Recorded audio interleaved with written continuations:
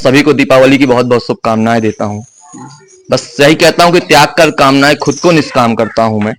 त्याग कर कामनाएं खुद को निष्काम करता हूँ मैं। अधूरे पड़े हैं जो काम वो पूरे काम करता हूँ मैं। और आप सभी के हृदय में विराजते हैं राम सिया, इसीलिए दोनों हाथ जोड़कर आप सबको प्रणाम करता हूँ मैं। प्रथम प्रणाम पूज्य आपको ही गुरुदेव, रख लीजिएगा मेरी नाक हनुमान जी, सुन लीजिएगा मेरे छंद और विनती हमारी चंद, कर दीजिएगा सब ठीक ठाक हनुमान जी। नहीं रेंगती देखो जू तक सत्ता के गलियारों में, बेटी नहीं बचा पाए बस नारे बचे दीवारों में। बेटी नहीं बचा पाए बस नारे बचे दीवारों में, हाथों में ले खप्पर खप्पर वाली बन, रूप त्याग कर अबला का शक्ति में तू काली बन। बहुत जरूर क्रेता विक्रेता अभिनेता मन से न रहे, युग शिल्प धर्म का प्रणेता होना चाहिए। भीरुता को छोड़ नचिकेता भाव हो जिसमें, वीरुता को छोड़ नचिकेता भाव हो जिसमें, उसे हर युद्ध में विजेता होना चाहिए। एक साथ मेल जोल ऐसा लगने लगे कि एक सा प्रभाव होना चाहिए। देश पर उठे जो हाथ छांट देंगे एक साथ, राष्ट्रभक्ति हेतु मन भाव होना चाहिए। किसी माँ का बेटा, किसी बहन का भाई, किसी पत्नी का पति जब वहां पर रक्षा करता है हमारी, तब हम ऐसे दीपावली जैसे पर्व मना पाते हैं, तब दीपावली जैसे मेले लगते हैं। तब कहता हूं लाल रक्त श्वेत मन, हरे भरे जीवन के तीन रंग से रंगे गुलाल को नमन है। इंकलाब जिंदाबाद जय हिंद घोष वाले, वंदे मातरम हर ताल को नमन है। मेरे पास में कहीं LIC के पास जहां मैं रहता हूं, वहां तो आप जानते हैं कि वो बगल में शहीद पार्क होता है। जिस दिन मैं मंदिर नहीं जा पाता, उसको प्रणाम कर लेता हूं, उसकी परिक्रमा कर लेता हूं, मेरी मंदिर की पूजा और आराधना कंप्लीट हो जाती है, पूरी हो जाती है। तब कहता हूं प्रीत चाहे राम से हो या कि घन श्याम से हो, मन में सदैव भाव शुद्ध ही जरूरी है। छोड़े नहीं राह सिंधु आपकी विनम्रता पे, राम के समान वही क्रुद्ध ही जरूरी है। आपका पड़ोसी यदि शांत चित्त वाला हो तो, आपका पड़ोसी यदि शांत चित्त वाला हो तो, आपके चरित्र में भी बुद्ध ही जरूरी है। और एक बात बोलता हूं, आप सभी सैनिकों से, देशद्रोहियों के साथ युद्ध ही जरूरी है। आंधियों का वेग जिसे झुक के प्रणाम करे, उसने स्वीकार किया फांसी वाला हार था, और देश की स्वतंत्रता के हित वार दी जवानी, तभी तो अपना भगत सिंह सा सरदार था। अच्छे अच्छे काम चाहती है जनता, सुखद सभी परिणाम चाहती है जनता। और बेटे को रामायण पढ़ा नहीं सकते, बेटे को रामायण नहीं पढ़ा सकते, पर बेटों में श्री राम चाहती है जनता। तो स्वर्णिम पल जो देख न पाए आजादी के दीवाने, देश प्रेम की ज्वाला में संध्या बन जलते परवाने, गूंज उठी चहुं ओर आवाजे, उस पावन निनाद की है कविता आज चंद्रशेखर आजाद की है।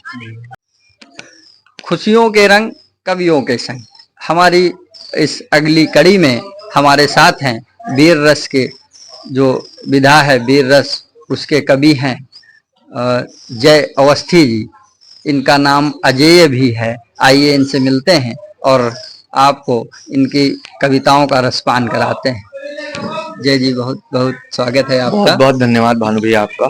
सर्वप्रथम मैं दैनिक प्रभात को बहुत बहुत धन्यवाद देता हूं, जो इस श्रृंखला में मुझे जोड़ने का काम कर रही है, और पूरे चित्रकूट वासियों को और पूरे सकल विश्व में रहने वाले सकल मानव को भी प्रणाम करता हूं, और सभी को दीपावली की बहुत बहुत शुभकामनाएं देता हूं। बस यही कहता हूं कि त्याग कर कामनाएं खुद को निष्काम करता हूं मैं। त्याग कर कामनाएं खुद को निष्काम करता हूं मैं। अधूरे पड़े हैं जो काम वो पूरे काम करता हूं मैं।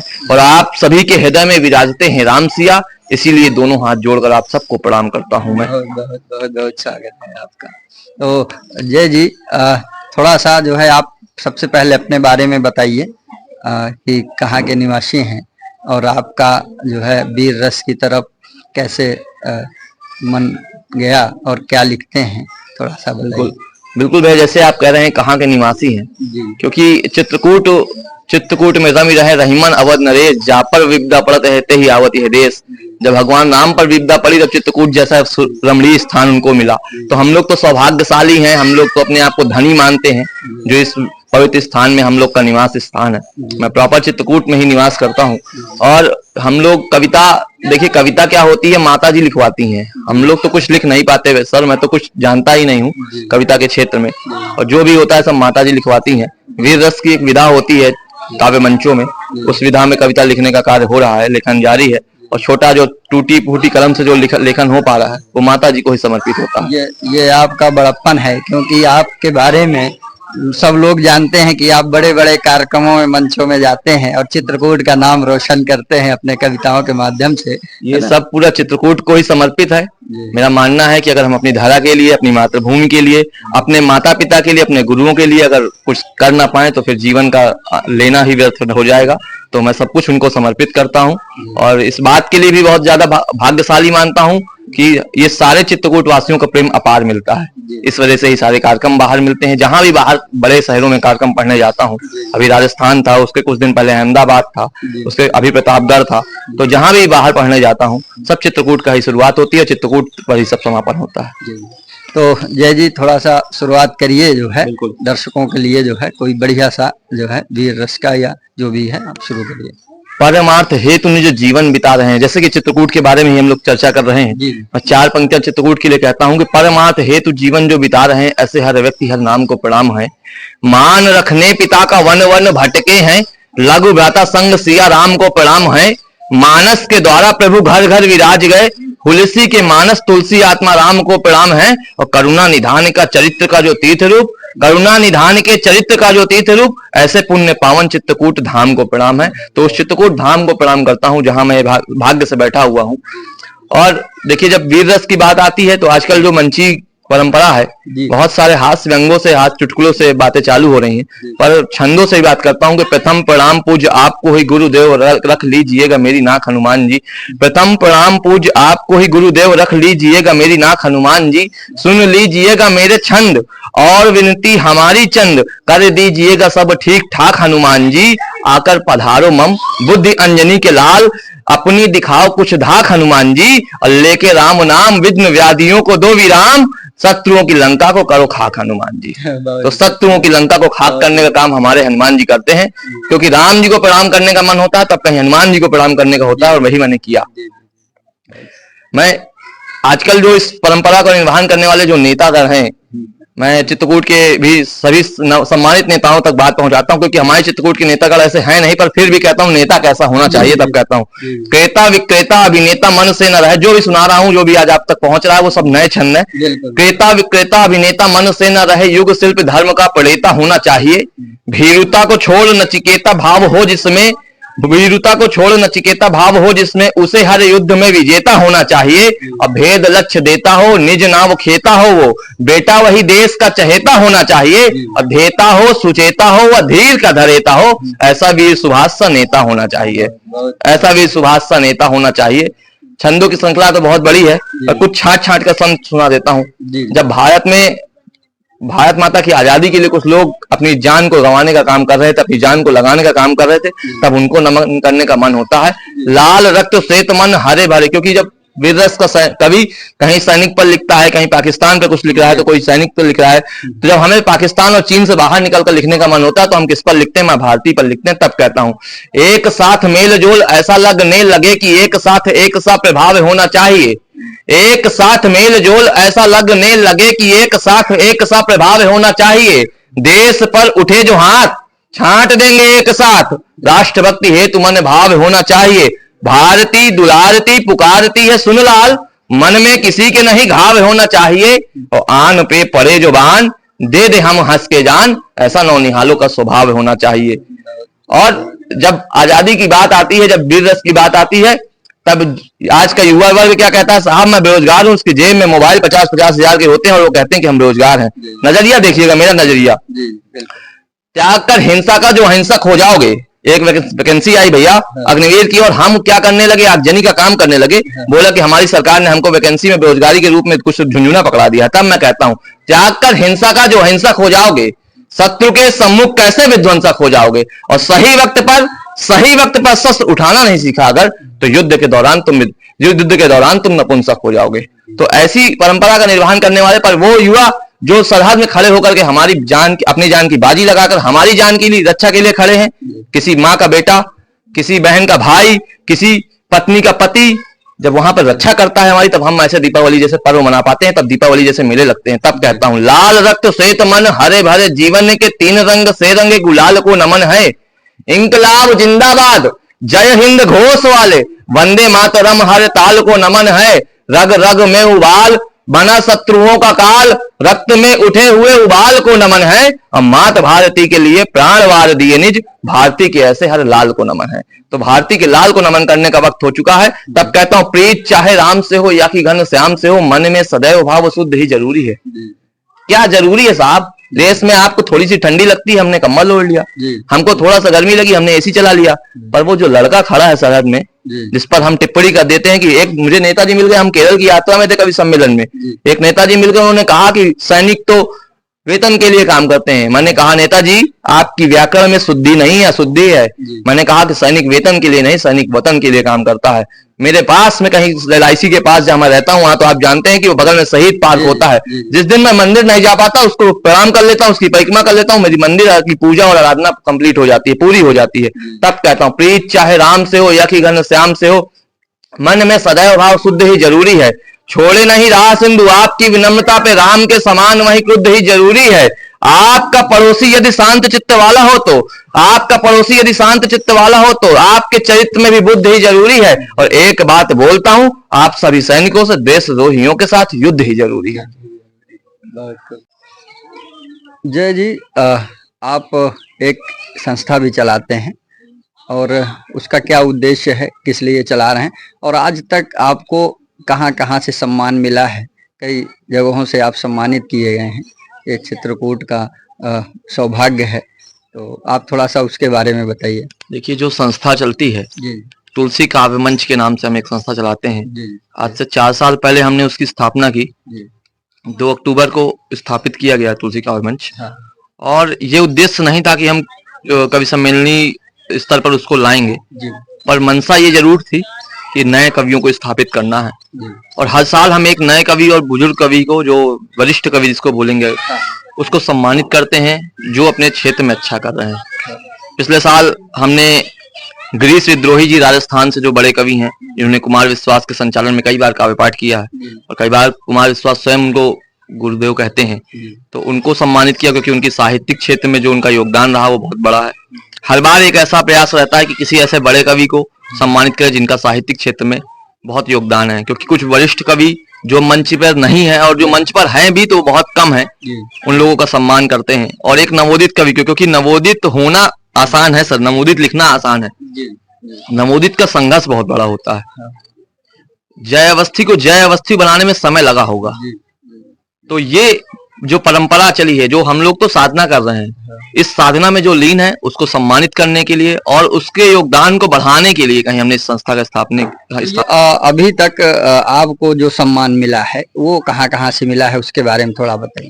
देखिए आयुष मंत्रालय ने एक श्रृंखला चलाई थी कविता कोष की। जी आयुष मंत्रालय ने उस श्रृंखला में राष्ट्रीय कविता सम्मान करके एक सम्मान दिया, हाँ, जो कि राष्ट्रीय स्तर पर था। दिल्ली में कुछ 10 या 12 कवियों का चयन हुआ, उस पे हम लोग गए, उस पे हमारा चयन हुआ। बुंदेलखंड से केवल 2 ही नाम थे, और मैं पूरे बुंदेलखंड नहीं अपितु पूरे भारतवर्ष में एक बड़ा संस्थान होता है राष्ट्रीय कवि संगम, जिसका मैं स्वयं प्रांतीय उपाध्यक्ष हूँ, अभी हुआ हूँ कुछ दिन पहले।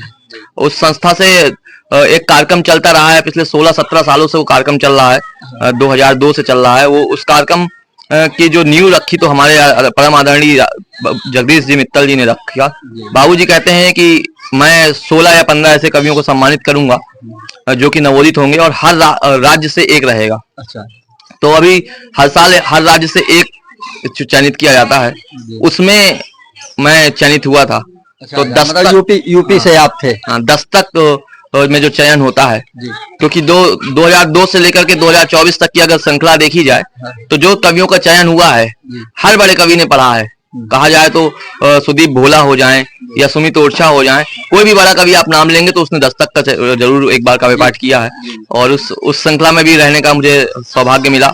ये सब आप लोगों का ही आशीर्वाद है, और लगभग मुझे लगता है कि हर बड़े चैनल की जो काव्य पाठ होते हैं वो मैंने किए हैं, और लगभग सारी चीजें सब आप लोगों के आशीर्वाद से कंप्लीट होती जा रही हैं, पूरी होती जा रही हैं।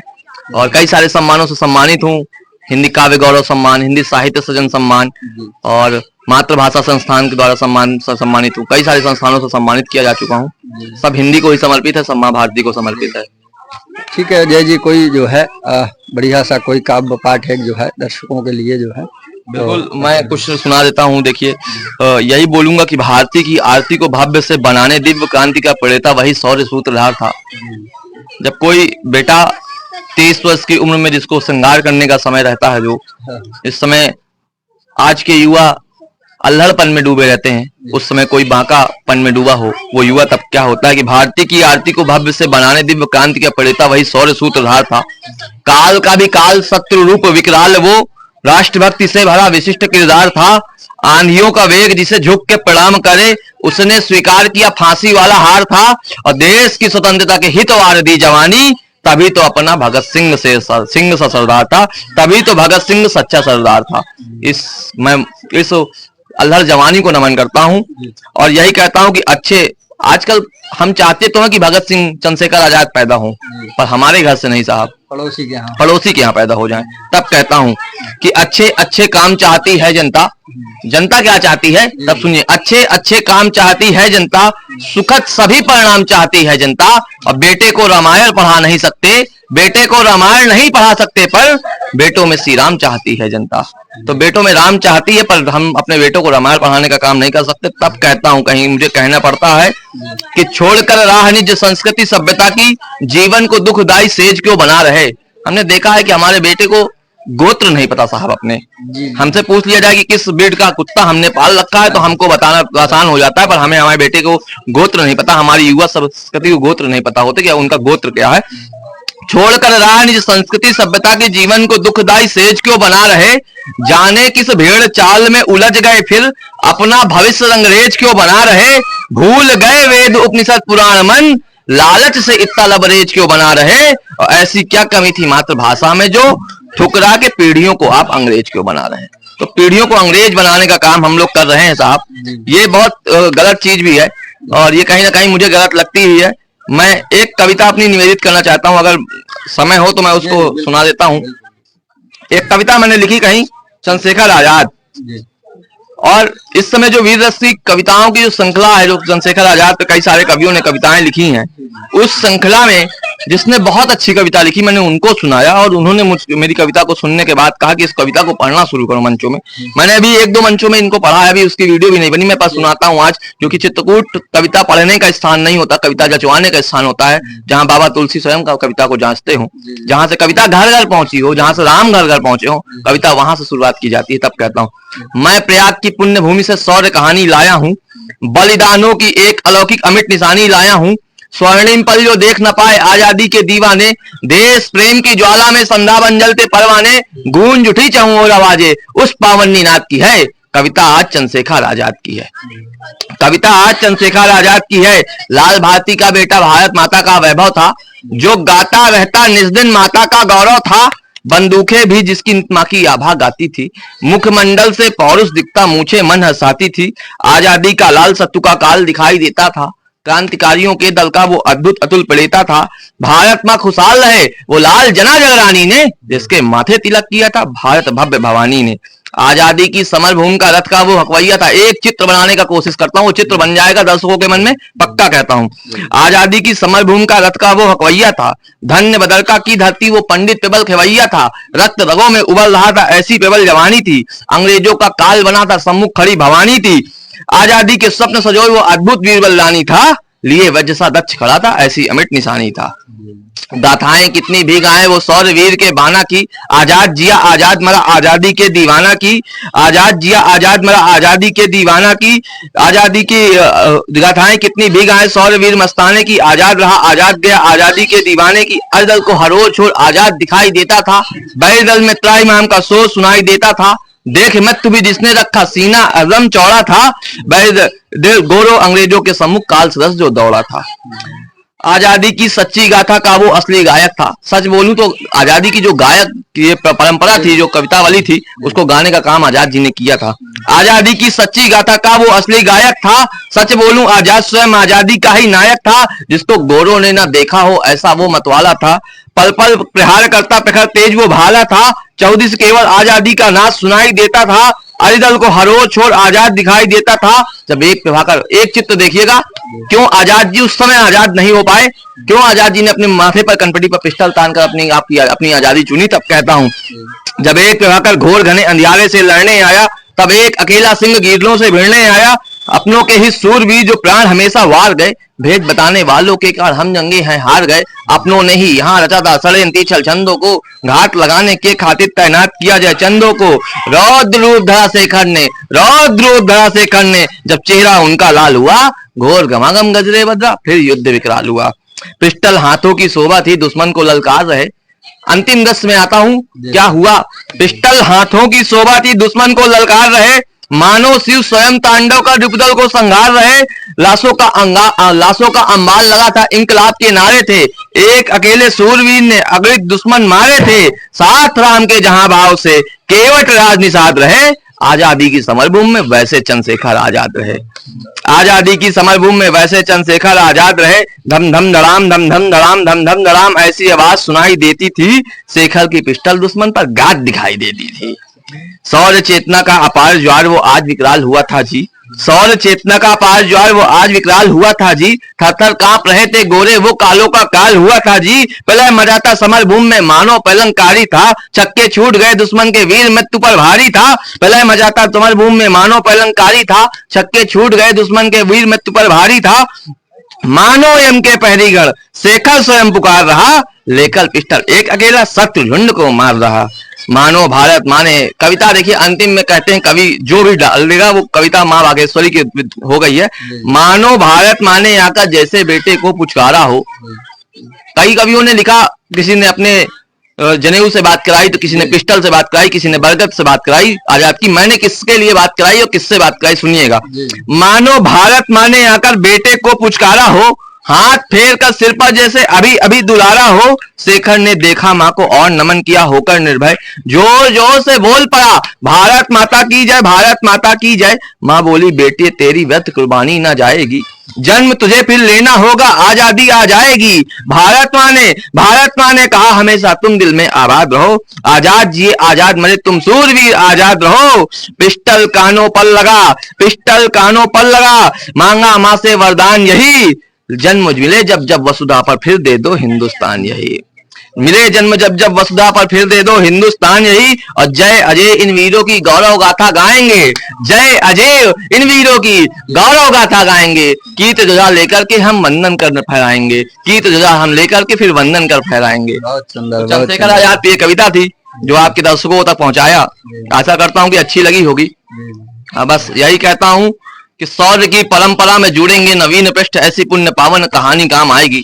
जब माँ भारती का कहीं ध्यान होता है तो चार पंक्तियां मुझे याद आती हैं कि शौर्य की परंपरा में जुड़ेंगे नवीन पृष्ठ, ऐसी पुण्य पावन कहानी काम आएगी। चंड चंड से प्रचंड, खंड खंड से अखंड, दंड पे हो दंड वो निशानी काम आएगी। छोड़ राजधानी, तेवर में हो रवानी, करे पानी पानी ये जवानी काम आएगी। और जानी मानी पहचानी, स्वाभिमान हो निशानी, रण में हो शत्रु तो भवानी काम आएगी, रण में हो शत्रु तो भवानी काम आएगी। जय जी, आपके नाम के आगे अजय लगा हुआ है, तो ये नाम आपको कहाँ से मिला और अजय का मतलब क्या होता है? अजय मतलब होता है कि जिसको कोई हरा ना सके। और मुझे लगता है कि ये नाम जो उपनाम मिलते हैं साहित्यिक गतिविधियों में, ये नाम के साथ जुड़ करके साहित्य के साथ साथ अपने मन कर्म को भी ऐसा बना देते हैं जी। और पंडित सुनील सोम जो कि चित्रकूट के ही बड़े कवि हैं, मुझे बड़े भाई के रूप में उनका सानिध्य मिलता है, एक अच्छे दोस्त के रूप में भी उनका सानिध्य मिलता है और मेरे मार्गदर्शक के रूप में भी सानिध्य मिलता है। और हमारी तुलसी काव्य मंच संस्था के राष्ट्रीय कार्यकारिणी के राष्ट्रीय महासचिव भी हैं। तो उन्होंने ये नाम सौंपा था मुझे और उन्होंने कहा कि जब से तुमको ये नाम दिया है तब से तुम्हें कार्यक्रमों की लड़ी लगी रहेगी। और मुझे लगता है ये नाम आपके लिए जो है सौभाग्यशाली रहा है, बिल्कुल सार्थक हुआ है। और जब से ऐसा हुआ है कि भगवान की कृपा से, कांतानाथ जी के आशीर्वाद से और आप सभी के स्नेह से चीजें अच्छी हो रही हैं। कवियों में आप अजय हैं? नहीं, कवियों में अजय नहीं कर सकते। कवियों में अजय छोटा बड़ा कुछ नहीं होता। हर कवि अपने लिए साधना कर रहा है और साधना माँ बागेश्वरी की है, कविता की है। और कविता किसी की नहीं होती। आजकल जो मंच में एक चलन है कि जो वीर रस लिखते हैं वो पाकिस्तान पे ना लिखें तो उनकी कविता पूरी नहीं होती, तो क्या ऐसा कुछ है क्या? आज तक के इतिहास में, मतलब आज तक मैंने जितनी कविताएं लिखी, काफी कविताएं लिख चुका हूँ और काफी छंद भी लिख चुका हूँ, तो मुझे लगता है कि अभी तक मैंने एक भी ऐसा कोई नाम नहीं लिया या चीन हो या पाकिस्तान हो, क्योंकि किसी एक विषय पर लिखना कविता उस पर आधारित हो जाएगी, और कविता संक्षिप्त नहीं होती साहब, कविता वृहद आयोजन है, कविता वृहद है, और उस पे क्या लिखना जिसको हमने खुद लिखा हो। पाकिस्तान पर कविता लिखने की चीज ही नहीं है, जिसको तो हमने खुद जन्म दिया हो। कविता तो भारत से ही पाकिस्तान जन्मा है, तो जो जन्मा है उसका अंत होना है, ये तय है। ये तो गीता कहती है जिसने जन्म लिया उसका अंत होना, तो उसने तो जन्म लिया है। आप बता दीजिए भारत का जन्म हुआ था? भारत का कोई जन्म नहीं हुआ। भारत तो अविनाशी है और अविनाशी रहेगा। तो जय जी, अब जो है कोई बढ़िया सा जो है तो बिल्कुल मैं काव्य पाठ है जो है, मैं यही कहता हूँ कि तुम्हें होठों की मुस्कान मुझे हृदय की पीड़ दिखाई देती है। तस्वीर कैसे बनेगी आपके हृदय में साहब? तब कहता हूँ कि तुम्हें होठों की मुस्कान मुझे हृदय की पीड़ दिखाई देती है। तुम्हें कमजोर मुझे यह प्राचीर दिखाई देती है। तुम्हें दिखते होंगे इनमें रूप रंग के खिलौने यारो, मुझे तो इन बेटियों में भारत माता की तस्वीर दिखाई देती है। तो भारत माता की तस्वीर जिस दिन आपको सब में दिखने लग जाएगी, कवि जीवन अपने आप सार्थक हो जाएगा, कविता अपने आप वृहद हो जाएगी। जो जय जी कोई बढ़िया सी जो है बिल्कुल काव्य पाठ मैं यही कहता हूँ कि रक्त कब तक चौसर की चौकी पर झोली तू फैलाएगी। 2-3 कांड देखने को मिले सही भैया हाल ही फिलहाल में, जिसने मन को कहीं ना कहीं कुंठित कर दिया, मन में कहीं वेदना जगाई, और ये मुझे लगता है कि ये काम नहीं होने चाहिए थे। इस पर हमें ठोस कदम होना चाहिए था।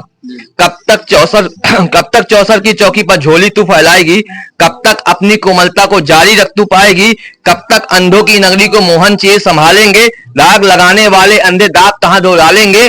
नहीं चलेगा काम सभी की ताली बन, रूप त्याग कर अबला का शक्ति में तू काली बन। रूप त्याग कर अबला का शक्ति में तू काली बन। कब तक भाषण नारे लेकर स्लोगन लेकर बैठ सकेगी तू, कब तक भाषण नारे स्लोगन लेकर बैठ सकेगी तू, बहसी के दामन में दामन देकर बैठ सकेगी तू। नहीं रेंगती जू तक देखो सत्ता के गलियारों में, नहीं रेंगती देखो जू तक सत्ता के गलियारों में। बेटी नहीं बचा पाए बस नारे बचे दीवारों में, बेटी नहीं बचा पाए बस नारे बचे दीवारों में। हाथों में ले खप्पर वाली बन, रूप त्याग कर अबला का शक्ति में तू काली बन। बहुत जरूरत है सर, हम अपनी बेटियों को रील्स बनाना सिखा रहे हैं, आधे कपड़ों पर रील्स बनाना सिखा रहे हैं, हमारे मिलियन में व्यूज आ रहे हैं। हम अपनी बेटियों को ये क्यों नहीं सिखाते हैं कि हमारी बेटियां रानी लक्ष्मीबाई की वंशजा हैं, पन्ना धाई की वंशजा हैं, मातृभूमि के लिए समर्पित करने वाली, जो जिसने जौहर कर दिया, जो अपने बेटे को पीठ पर लाद कर चली गई। तो ऐसे लोग, जिस देश का जानवर भी देशभक्ति करता हो, जिस देश का जानवर भी देशभक्ति करता हो, तो उस देश की बेटियां रील्स बना रही हैं इंस्टाग्राम पर, उस देश की बेटियां स्नैपचैट पर वीडियो कॉलिंग कर रही हैं, रील्स बनाकर डाल रही हैं। इस देश की संस्कृति ये नहीं थी साहब। तब अंतिम 4 पंक्तियां निवेदित करता हूं। जब तक सारे वैसी पापी खुलेआम ही घूम रहे, जब तक सारे वैसी पापी खुलेआम ही घूम रहे, जब तक इन कुत्तों के मुंह को नेता मंत्री चूम रहे, तब तक केवल कानूनों को तुझको आज बचाए कौन। तू ही बता दे देवी तेरी फिर लाज बचाए कौन, तू ही बता दे देवी फिर तेरी लाज बचाए कौन। तो सीना कर दे छलनी तू, चल तू फिर दो नाली बन। मैं कह रहा हूं ना कि रील्स छोड़िए साहब, इंस्टाग्राम से बाहर निकलिए।